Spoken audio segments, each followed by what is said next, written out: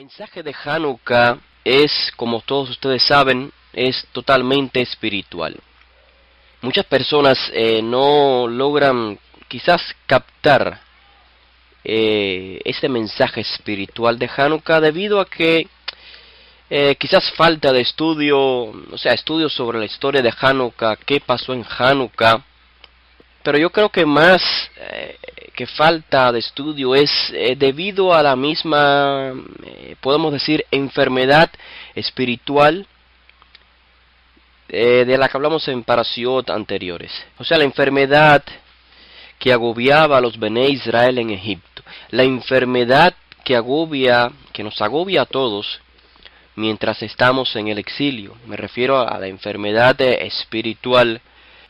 Estamos agobiados por tanta influencia material, pasajera, que no logramos comprender o no logramos indagar en el mensaje de Hanukkah de acuerdo a su contexto. Todos sabemos que estos días de Hanukkah fueron instituidos por los líderes del pueblo de Israel con el objetivo de dar gracias a Hashem por todas las Yeshuot, Nisim, Niflaot, Dolot, o sea, todos los milagros, los portentos, todas las grandes liberaciones que Hashem hizo por nuestro pueblo. Y la gente común cree que enciende 8 velas o 8 candelas y ya cumple con el legado de Hanukkah. O sea, nuestros sabios, los líderes de Israel, instituyeron este día para darle gracias a Hashem, y un medio de recordación es la Hanukkah, o sea, este candelabro de 8 candelas, donde encendemos ahí cada una de ellas. Pero no es ese el enfoque, que debemos tomar. La gente común, cuando lee quizás el libro de los Macabeos, estudia todo lo referente a Hanukkah, pero solo desde un plano físico. O sea, solo lee sucesos o eventos que ocurrieron en el mundo de la acción. O sea, pierden de vista que las acciones, como siempre hemos dicho, son solo expresiones del interior. Por ende, si la persona estudia de este modo, pierde de vista cuáles fueron las motivaciones verdaderas que dieron lugar a un enfrentamiento entre los Maccabim y los Yevanim. Inclusive la gente que no es parte de nuestro pueblo perciben a Hanukkah como un día de mucha alegría, un día festivo, día de luces, de juegos, donde los niños reciben regalos por 8 días. Y así es percibido, pero no solamente por aquellos que no son Bené Israel, pero los nuestros, los hijos de Israel, también perciben este día, muchos de ellos, como una fiesta del calendario hebreo. O en el mejor de los casos, si le preguntáramos qué significa Hanukkah, la respuesta más común sería, bueno, en Hanukkah recordamos que Am Israel venció a nuestros enemigos, y en aquel entonces eran los griegos. Y aunque ellos eran más, nosotros que éramos menos, pudimos vencerlos gracias a Hashem. Bueno, muy bien, eso es parte del significado de Hanukkah, no es el mensaje con el cual se instituyó esta celebración. Lo seguro es que todas nuestras celebraciones, todas nuestras convocaciones están llenas de mensajes espirituales, mensajes que nos transformen de adentro hacia afuera. O sea, no son simplemente memoriales del pasado, sino memoriales que hay que hacerlos vivir en el presente. Hanukkah es mucho más que un día de fiesta. La fiesta, como estoy diciendo, es solo la expresión externa de una realidad interna. Entonces, para saber cuál es esa realidad interna, deberíamos de entender la esencia de Hanukkah, o sea, en su contexto histórico, qué pasó verdaderamente. Debemos estudiar qué dio motivos para que existiera o para que tomara lugar el establecimiento de la celebración de Hanukkah. En palabras breves, ¿por qué luchamos contra Grecia? Y entendiendo quiénes eran los Yevanim, los griegos en hebreo es Yevanim, o sea, cómo surgieron, entendiendo esto, quizás podemos entender de manera más clara el mensaje verdadero de Hanukkah, el mensaje espiritual, el por qué fue instituido los días de Hanukkah. Porque de lo contrario, da igual que hubiesen sido chinos o no sé, los que nos atacaron, pero nuestra guerra fue contra el imperio griego. No fue desde que estuvimos gobernados por Grecia. Ojo, Grecia nos gobernó desde mucho antes, pero llegó el momento en que se levantaron los Hasmonaim, los Macabeos. ¿En qué momento fue? No fue cuando Alexander pisó tierras de Israel, sino cuando aquel imperio quiso abolir nuestra forma de vida. Como hemos dicho otras veces, el exilio no es la ausencia de nuestra tierra o un imperio que gobierne nuestra tierra, sino una fuerza, un imperio que gobierne sobre nuestra mente, que nos haga esclavos, que nos haga siervos, no de Hashem, sino de la materia, de lo pasajero. Ese es el exilio verdadero. No importa si estamos en la tierra o estamos fuera de la tierra. Al imperio de Grecia, Yaván en hebreo, no le molestaba que nosotros sirviéramos a Hashem, siempre y cuando, por supuesto, sirviéramos a sus deidades, a sus ídolos. No les importaba que estudiáramos la Torá, siempre y cuando estudiáramos también la filosofía, la sabiduría griega. Pero cuando Grecia se dio cuenta de que los hijos de Israel, los Yehudim, no íbamos a hacer así, no podemos mezclar lo santo y lo profano, entonces nos prohibió el estudio de la Torá, nuestra vida como hijos de Israel, el Brit Milá y todas las convocaciones, Shabbat, Rosh Hodesh, nos prohibieron vivir el calendario hebreo, que es lo que nos rige nuestra vida.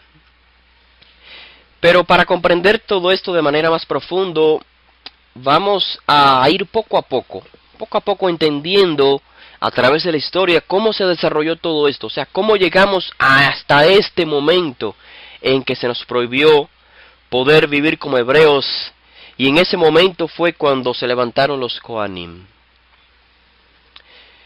Tenemos que preguntarnos entonces, para poder comprender el mensaje verdadero de Hanukkah, ¿cómo surgen los Yevanim? ¿Cómo surgen los griegos? Y si vamos a la historia, a los historiadores, hay mucha discusión al respecto. No vamos a entrar en esos puntos porque no es el objetivo de este shiur. Vamos primero a indagar en qué nos dice la Torá y luego vamos a ver qué nos dicen los historiadores. Lo que vamos a indagar en la Torá es quiénes eran los Yevanim en su esencia, o sea, indagando quiénes eran sus antepasados. Por supuesto, la Torá no nos habla de los griegos, como lo hace la historia, porque la Torá fue escrita mucho antes, pero la Torá nos habla de quiénes fueron sus antepasados.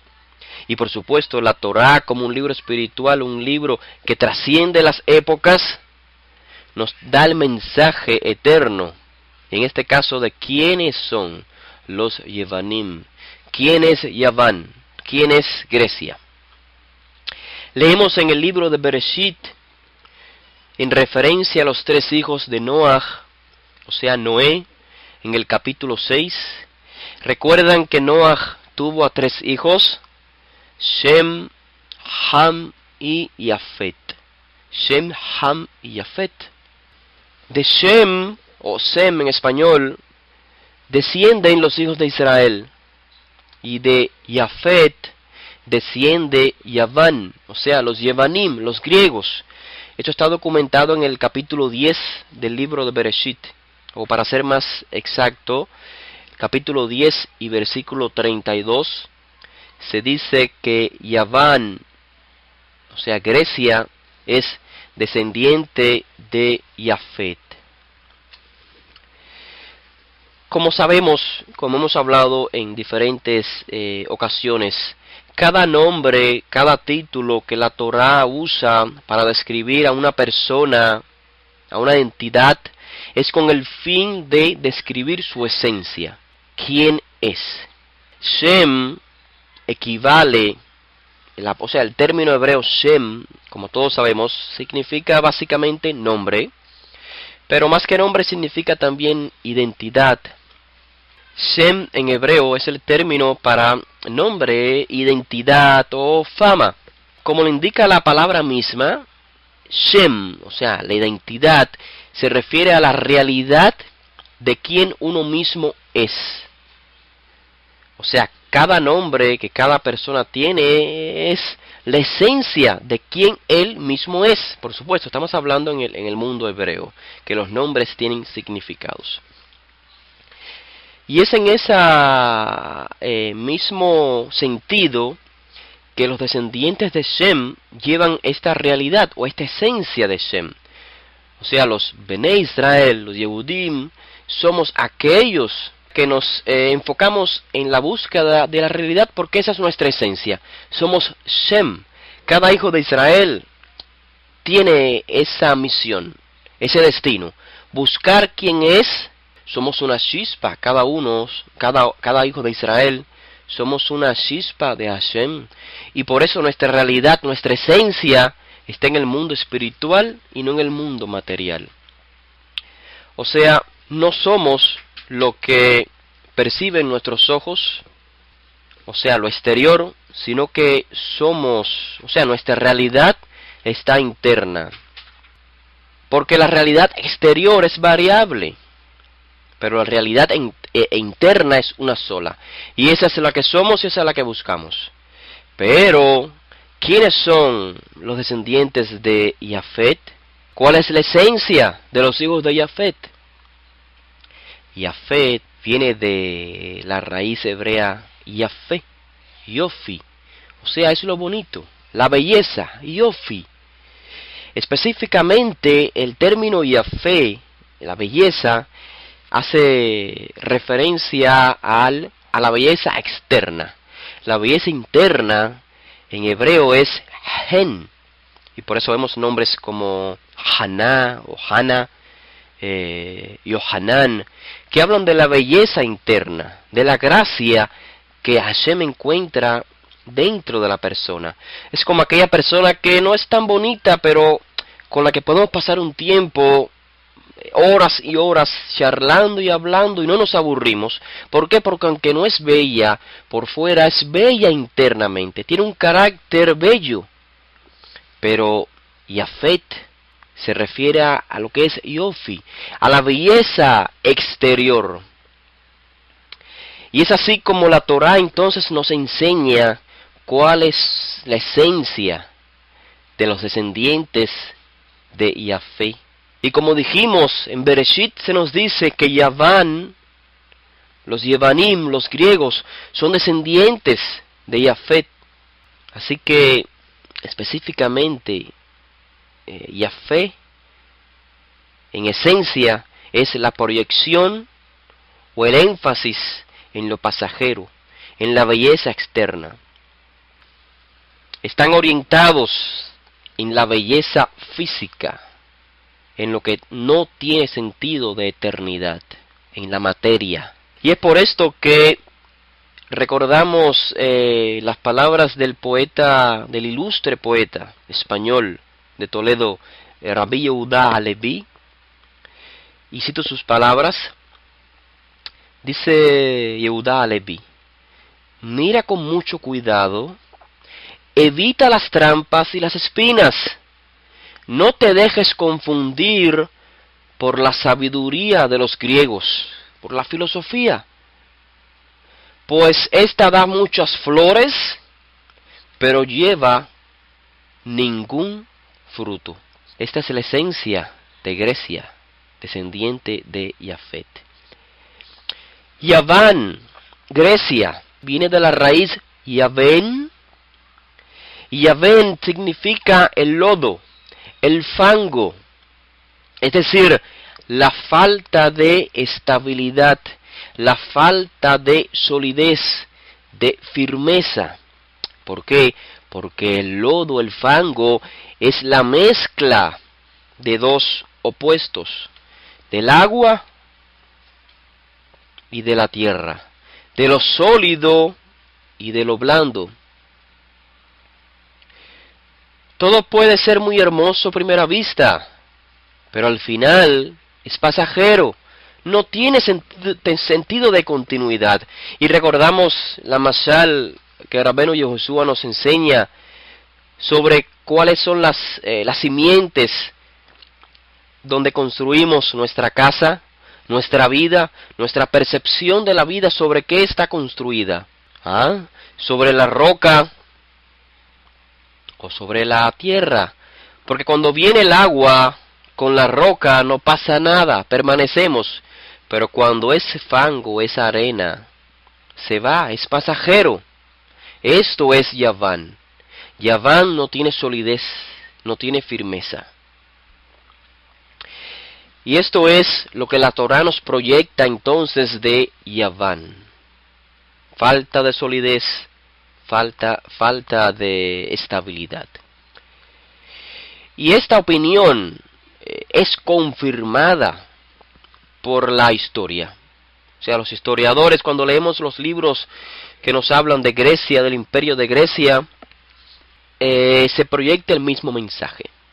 El amor por lo pasajero, el amor por la belleza externa.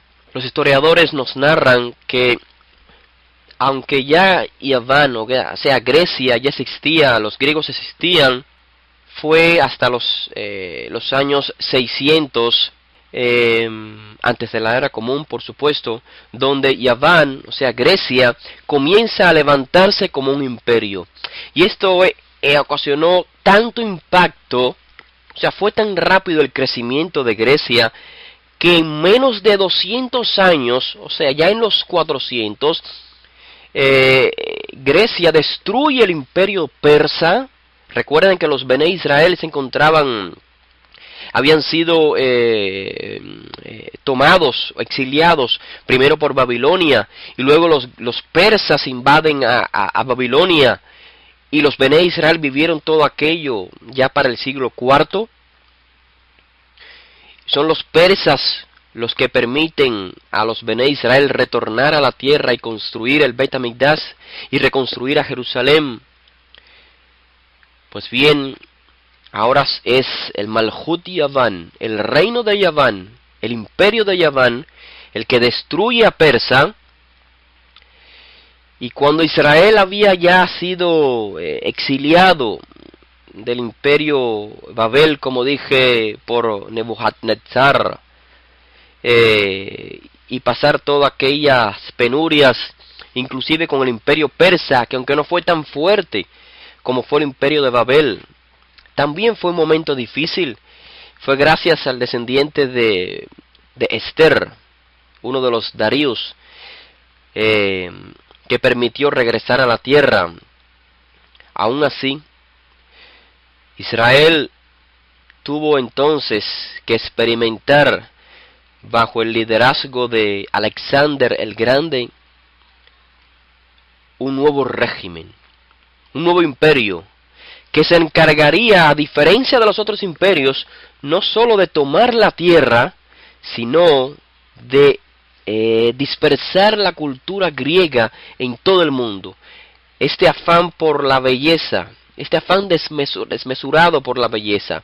Su conquista, o sea, la conquista de Yaván no era solo con el fin de poseer tierras extranjeras, sino diseminar la cultura griega por el resto del mundo, lo cual logró en efecto, pues hasta el día de hoy podemos percibir que las fuentes de donde se forma la civilización occidental son nada más y nada menos que fuentes griegas. En otras palabras, los Yevanim, los griegos, no eran solamente un imperio basado en fuerza militar, aunque sí lo eran, pero no solamente eran fuerza militar, sino que estamos hablando de un sistema imperialista cultural. Cada vez que Grecia conquistaba alguna tierra, le imponía su lenguaje, o sea, el griego, su filosofía, su arquitectura, su forma de vida. Es así como poco a poco el resto del mundo ha heredado la esencia de Yafet, la esencia de Yaván, o sea, la belleza pasajera, el lodo, el fango. Es cierto, el desarrollo de la arquitectura, del arte, la filosofía, el pensamiento, inclusive la democracia, todos son herencias del imperio griego en el resto del mundo. Y todo esto parece muy hermoso, ¿verdad? Muy bello, muy elevado para el ser humano, muy digno de imitar para el resto de la humanidad. Es cierto, el mejoramiento de las estructuras son un avance en el desarrollo del hombre, la filosofía, la democracia. ¿Cómo podemos oponernos a este pensamiento tan elevado, a este desarrollo en el ser humano? La verdad es que los Maccabim, los Ashmonaim, no luchamos contra esto. Algo más tuvo que ocurrir en la historia para que se levantaran los Kohanim y lucharan. La historia nos cuenta, tanto en el Talmud, en el Masejet Yomá, Daf 69, y también Josefo, el historiador en Antigüedades, nos cuenta cómo cuando Alexander el Grande llegó a Israel, él se postró delante del Cohen Gadol. ¿Cómo es esto posible? ¿Puede Alexander el Grande postrarse nada más y nada menos antes en pies del Cohen Gadol? O sea, ¿cómo puede haber un respeto por el Cohen Gadol? ¿Qué pudo suceder para que hubiera una guerra? Parece una contradicción si Alexander el Grande, el líder del imperio, se postra ante el Cohen Gadol. Según la historia es Simón. ¿Y cómo después puede haber una guerra contra Grecia?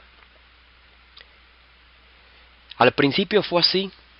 Al principio todo era muy bien porque Grecia no se molestaba con que los Bené Israel fueran al Bet HaMikdash, con que el Bené Israel creyera en un solo Elohim. Pero cuando la situación cambió, cuando quisieron obligarnos a que además de servir a Hashem Yitbaraj, también tenemos que servir a los ídolos griegos, ahí comenzó la guerra. Porque Grecia no es solamente filosofía, democracia, arquitectura y arte, sino que hay una verdad, una realidad detrás del Malhut Yaván, detrás de este imperio, de este reino del fango y del lodo. La sociedad de Grecia, en la sociedad de Grecia había la posibilidad de que al menos cada ciudadano de Grecia pudiera tener un esclavo. Todos sabemos que existían circos, arenas donde se manifestaba la brutalidad humana, la homosexualidad, la promiscuidad y toda clase de barbarie, que son nada más y nada menos que antítesis de la espiritualidad, antítesis del el legado de Israel. Grecia o Yaván es una expresión de la belleza física sin límite. Alababan la belleza del cuerpo humano, específicamente la del cuerpo masculino, y por esto la homosexualidad. Y por ello que practicaban los deportes, las olimpiadas que conocemos hoy en día, son heredad de Grecia. Y ellos las practicaban desnudos. O sea, no tenía sentido esconder ninguna parte del cuerpo humano, porque esto es la belleza natural. Y todo ese estilo de vida los impregnaban doquiera que llegaban, aún en nuestra tierra Israel. Y es así como comprendemos entonces el verdadero significado de Hanukkah. Como dijimos al principio, para entender Hanukkah debemos entender por qué luchamos contra Grecia. ¿Quiénes son los griegos? Hay que entender quién es Grecia y sólo así podemos entender qué es verdaderamente Hanukkah. Así que llegamos a los días de Matitiau, a Cohen Gadol, el Cohen Gadol y sus hijos, y todos los Maccabim, todos los Hashmonaim, quienes dieron sus vidas por revivir la pureza, la espiritualidad de Israel. No peleamos por un pedazo de tierra. Pelearon los Hashmonaim por el Beit HaMikdash. Fue contra esta sociedad putrefacta que luchamos los Bene Israel. Y si pensamos que todo esto ya pasó, que es cuestión del pasado, que es cuestión de la historia, estamos muy equivocados. Grecia sigue vigente aún el día de hoy. Les daré un ejemplo, un triste ejemplo. Hoy, dentro de nuestra propia tierra, Eretz Israel, Eretz HaKodesh, donde los griegos quisieron implantar su cultura hace más de 2000 años, con sus teatros, con sus deportes. Es increíble, Habarim y Karim, es increíble.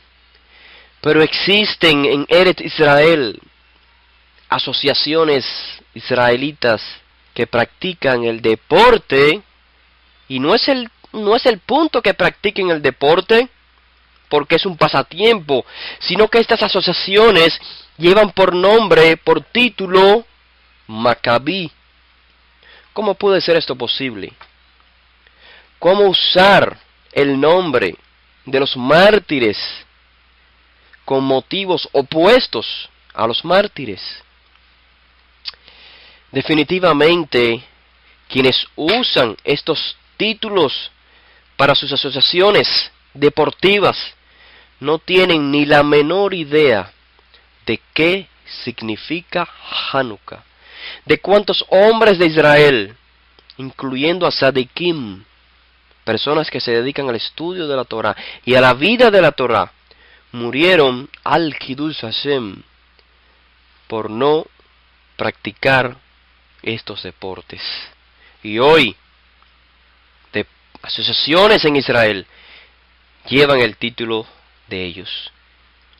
Luchamos contra una sociedad que le da valor a lo pasajero, a la materia, en lugar de darle valor a lo que permanece, a lo trascendental, a lo espiritual, a nuestro legado, la Torah. Y es por ello que nos preguntamos, ¿qué de malo tiene una sociedad donde se eleva el arte, se eleva la belleza, la arquitectura? Esto no es bello, no es meritorio, no merece nuestra atención el arte, la arquitectura. Y respondemos, la carencia de espiritualidad es lo que impera. Por ello es que vemos que juntamente con el arte y la arquitectura, también coexistían expresiones bajas de homosexualidad, de brutalidad, de matanzas. O sea, la carencia espiritual es lo que no soportamos los hijos de Israel. ¿Cómo podemos identificar hoy en día la sociedad griega en nuestro mundo? La gente sabe distinguir sobre la sed y el hambre. Cuando tengo sed, no me das comida, o cuando tengo hambre, no me des agua. O sea, yo sé distinguir lo que yo deseo. Pero ¿por qué nos es tan difícil distinguir, o poder, mejor dicho, poder identificar cómo saciar el ansia espiritual? Es muy sencillo saber cuándo es que tenemos sed, saber diferenciarlo del hambre. El que tiene sed no desea pan sino de agua. O viceversa, si tiene hambre, la persona sabe que el agua no lo saciará. Pero cuando el ser humano está necesitado de lo espiritual, porque todos estamos necesitados de ello, o sea, de lo espiritual, pues es algo innato en cada ser humano. La mayoría siente ese vacío espiritual, pero no sabe de qué se trata. No sabe cómo llenar ese vacío. Por esto vemos a las personas que acuden a las drogas, acuden al alcohol y demás. Como están habituados al placer material, piensan que este deseo espiritual puede satisfacerse con la materia y por ello acuden a soluciones materiales. Pero la realidad es que nada de eso satisfacerá a la persona. Así como cuando una persona tiene sed, puede comer todo lo que desee y aún así seguirá teniendo sed, así ocurre con el deseo por lo espiritual. En este caso, la persona está tan envuelta en el mundo de la materia que ni siquiera sabe cómo saciar ese deseo innato. Y la respuesta para nosotros, para los hijos de Israel, es Hanukkah. Hanukkah es nuestro legado. La lección es Hanukkah. No somos animales, somos seres humanos con necesidades espirituales. Necesitamos de un Bet Hamikdash. Es decir, necesitamos de una conexión con nuestro Creador. Necesitamos de un canal que nos conecte, que conecte a la tierra con el cielo. Necesitamos de un Lev Tahor, de un corazón Tahor, de un canal de acceso. Pero ¿ustedes creen que los griegos pensaban que ellos no eran espirituales? ¿Ustedes creen que los griegos pensaban que ellos se conducían como animales o bestias al realizar los deportes desnudos? Por supuesto que no. Según ellos, eran muy espirituales. ¿Por qué? Porque su énfasis estaba en el cuerpo. La belleza física era su espiritualidad. Nosotros, los Bené Israel, tenemos un solo Elohim, Shema Israel, Hashem Eloheinu, Hashem Echad. Pero ellos tenían muchos. Y si tienen muchos, pues son más espirituales que nosotros. Ustedes tienen un solo Dios, nosotros tenemos muchos. Nosotros tenemos un solo Bet Hamikdash, un solo lugar santo, y ellos tienen decenas de templos. Eran más espirituales que nosotros, ¿no? ¿Cuál es entonces la diferencia entre ellos y nosotros? La diferencia es cómo llenamos el deseo espiritual, cómo identificamos lo que es espiritual. ¿Con lo pasajero? ¿Con el lodo? ¿Con el fango? ¿Con la belleza pasajera? ¿O con la belleza interior? ¿Con la espiritualidad? Vemos una expresión de ello.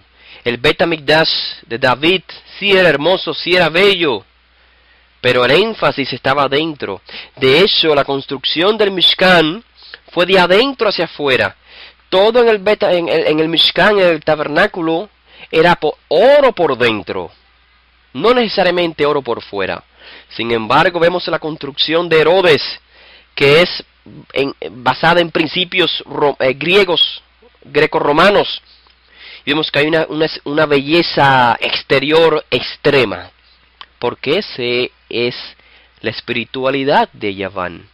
Esa es la máxima de Yaván, la espiritualidad exterior. Todo ser humano tiene la necesidad de la espiritualidad. La cuestión es cómo identificar esa espiritualidad. En la sociedad griega, el ser humano es el centro de todas las cosas. El hombre es el que impera. La mente humana y su capacidad de comprender las cosas racionalmente es lo que importa. Por ende, Dios o ese poder supremo es como yo lo concibo. Dios es similar a mí. Dios está hecho a mi imagen.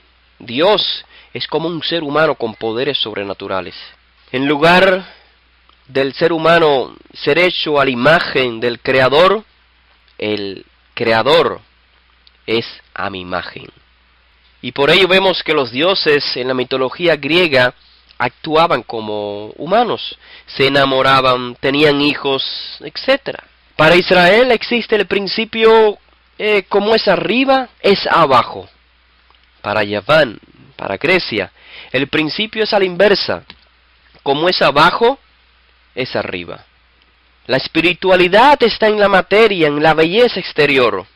Y por ende, si mi cuerpo tiene necesidades, le doy riendas sueltas. Esa es la máxima de Grecia. Porque no es, el cuerpo es lo espiritual. Así como es que podemos entender la diferencia entre Deus o Zeus y Elohim, o entre Dios y Elohim. Dios es quien yo le pido, el que me tiene que responder. Yo le doy ofrendas, hago un muñeco, una estatua y le pongo ofrendas y él me tiene que responder. Yo lo hago a mi manera. Se parece a este o a tal persona, es así. Yo lo formo tal y como yo lo percibo. Pero Elohim es todo lo opuesto. Elohim es la autoridad. Elohim es a quien yo le tengo que responder, a quien yo le debo de obedecer. O sea, ¿podemos notar la diferencia? Entonces, se puede deducir que nuestra guerra, la guerra de los macabeos, no fue una guerra física, sino espiritual. No estábamos luchando contra un imperio que nos quería oprimir militarmente, sino que nos quería quitar la libertad de poder servir a Hashem, imponiéndonos un sistema espiritual. O sea, un sistema espiritual desconocido para nosotros. ¿Contra quiénes lucharon los Maccabim? ¿Cuál fue el sentido de la guerra? Este es el mensaje de Hanukkah. ¿Quiénes eran los Hasmonaim? No eran militares, eran Kohanim, eran sacerdotes. Ellos no tenían heredad en la tierra de Israel, no tenían una tierra por qué luchar. Ellos no pelearon para reconquistar la tierra de Israel, sino que pelearon, dieron su vida para reconquistar su herencia, el Mikdash, el santuario, la heredad de los Kohanim, el cual había sido profanado por los griegos. La celebración de Hanukkah, entonces, no tiene un contexto de victoria militar. El término Hanukkah significa dedicación. La dedicación del Bet HaMikdash. La dedicación de un centro espiritual. De un centro tahor. De un centro puro, un centro de conexión. Donde se conectaba el cielo y la tierra. No fue una victoria de una batalla militar, porque seguido los eventos de Hanukkah, Israel siguió siendo gobernado por Siria. Así que la victoria de Hanukkah no fue una victoria militar. Matityahu, el Cohen Gadol y sus hijos, todos los Asmonaim y los Maccabim, dieron su vida por una libertad espiritual, por la pureza del Bet HaMikdash. Y como dijimos al principio,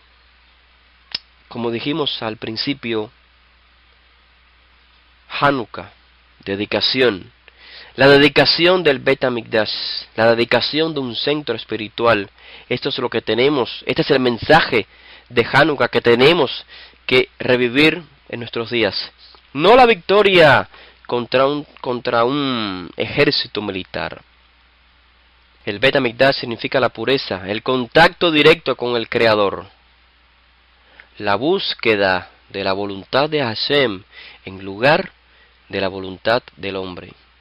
El hecho de que los Maccabim lucharan por la pureza del Bet HaMikdash significa que ellos entendieron que la libertad nacional depende de una libertad espiritual. La libertad nacional depende de la pureza del pueblo. Hanukkah no es una celebración de una victoria militar, sino de una liberación espiritual, la dedicación de un lugar espiritual, del Bet HaMikdash. ¿Qué función, entonces, para concluir, qué función tenemos cada uno de nosotros el día de hoy? El imperio de Yaván sigue vigente. Grecia sigue vigente el día de hoy. ¿Y cómo sabemos cuando estamos ganando la guerra? ¿Cómo sabemos si somos los Maccabim o si somos los helenistas? Cuando nos sintamos que la sociedad que nos rodea está puesta a nosotros. Cuando veamos que todo mensaje a nuestro alrededor está enfatizado en la belleza externa y no en la espiritualidad, sepamos que Grecia está imperando.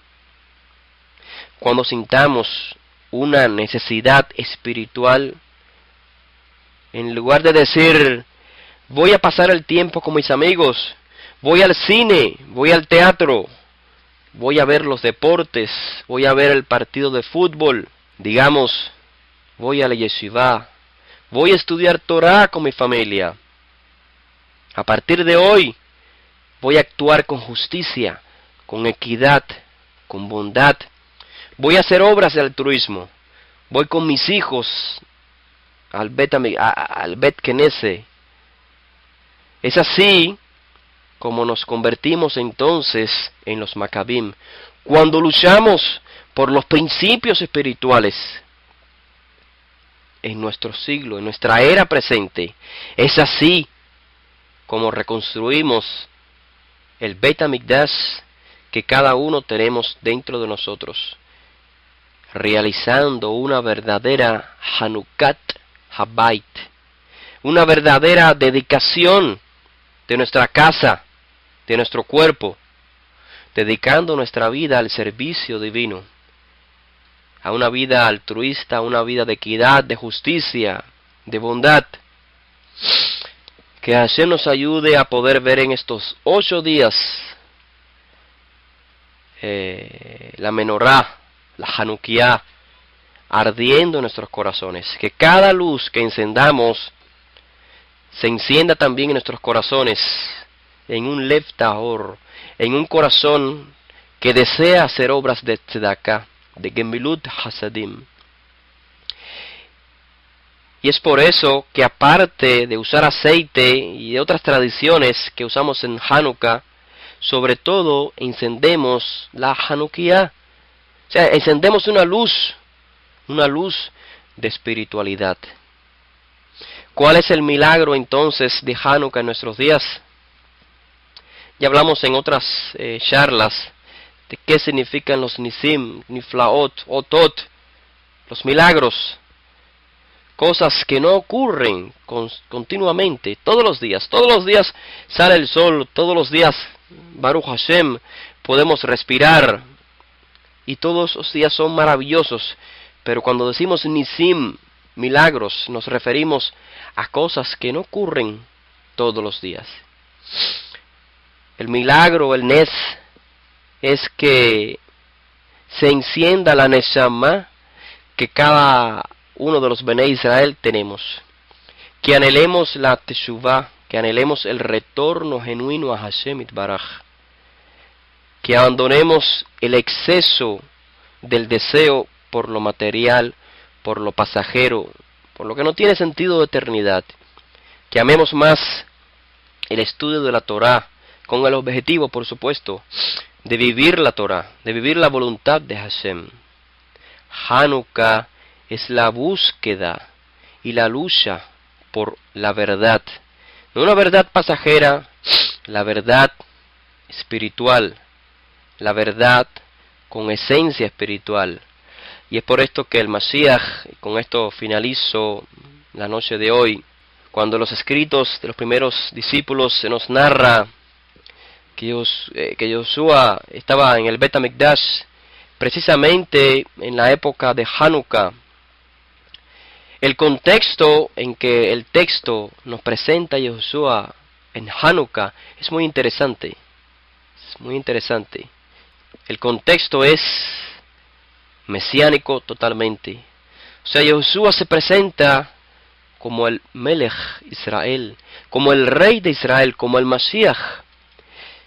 El resto del pueblo le pregunta: ya no nos tengas más en dudas, ¿eres o no el Mashiach? Y el Mashiach les dice: yo soy el buen pastor. Y les dice estas palabras que les quiero transmitir. Dice: en verdad yo les digo, el que no entra por la puerta en el redil de las ovejas, sino que sube por otra parte, ese es el ladrón y el salteador. Pero el que entra por la puerta es el pastor de las ovejas. El pastor de las ovejas es el rey de Israel. Esto es un contraste con Antiochus y el Mashiach, contra Herodes y el Mashiach. Herodes, transmitiendo una esencia de Yaván, de Grecia, es el ladrón que no entra por la puerta, sino que quiere robarse las ovejas. Y el Mashiach les dice: yo soy el rey de Israel, yo soy el verdadero líder de Israel. Y les dice, les transmite precisamente el contexto donde el Mashiach habla en Hanukkah, es precisamente este sentido de encontrar la vida espiritual, el contexto real de la vida para Israel. No enfocarnos en lo pasajero. No somos descendientes de Yafet, somos descendientes de Shem. Nuestro objetivo es la belleza interna, no la belleza externa. Que Hashem nos ayude en estos días que nos quedan para concretar Hanukkah, a encontrar esa belleza interna en cada uno de nosotros. Y sepamos que el objetivo no es encender las luces de Hanukkah en una Hanukkah recordando la menorá, sino sabiendo que la menorá es un símbolo de la sabiduría de la Torá, en oposición a la filosofía, a la sabiduría de Grecia. Así que encendamos nuestra menorá interior, pidámosle a Hashem que cree un lev tahor, un corazón puro, un corazón que se libere de los deseos pasajeros y que se enfoque en los deseos que nacen de un corazón enfocado en lo espiritual y no en lo pasajero.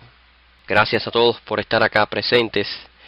el shiur está siendo grabado y se pondrá posteriormente